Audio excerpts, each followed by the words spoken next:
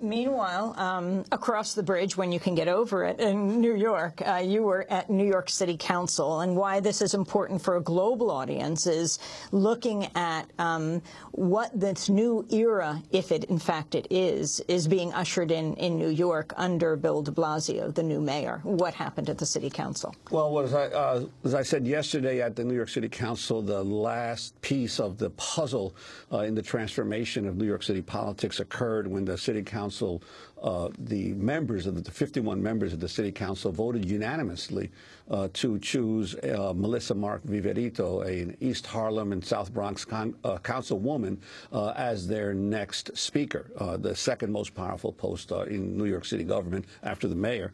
And Melissa Mark-Viverito, the co-chair of the Progressive Caucus of the council, becomes the first Latina and person of color to hold a Latina to hold a major citywide post as speaker, and that she becomes the fourth and last major figure in the New York City government after Mayor de Blasio, Letitia James, and the public advocate and the controller Scott Stringer. Now all of the major posts in New York City government are held by progressive liberals, Democrats, and it's really unprecedented in the modern history of the city that there's been such a populist now government.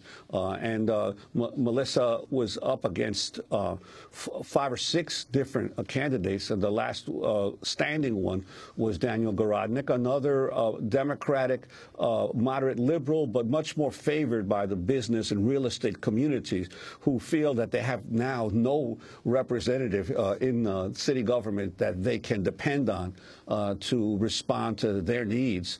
So we're going to see what's going to happen now. And the first thing that Melissa Mark-Viverito spoke about when she accepted the vote was, or the position was, that she was going to press immediately for an increased minimum wage for low-wage workers, airport workers, and others in the city. So I think now with the mayor behind it and Melissa Mark-Viverito, it's only going to be a matter of weeks before New York City becomes the first major or a huge city in the country to sharply increase the minimum wage. And Melissa Mark-Viverito, the newly elected head of the City Council, is a former producer at WBAI, the Pacifica station, the non-commercial community radio station here in New York that Democracy Now! Broadcasts on.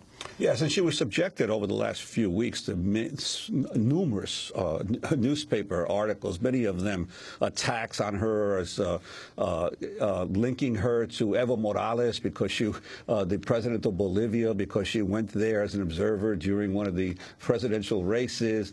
Just yesterday in the New York Post, lambasting her for calling for freedom for the Cuban Five, those accused of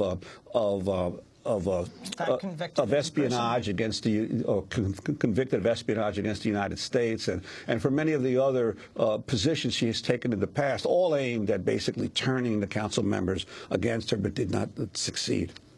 Well, we'll certainly continue to follow New York politics, as well as the scandal across the river in New Jersey. What will happen to Governor Chris Christie, the person who's talked about as being the Republican presidential frontrunner for 2016? This is Democracy Now! I'm Amy Goodman. Thanks so much for watching this report from Democracy Now!, your daily independent global grassroots news hour. We don't accept advertising or corporate funding, but rather rely on donations from viewers like you. Please make your contribution by visiting democracynow.org today. We need your support today to keep bringing you this hard-hitting, in-depth reporting.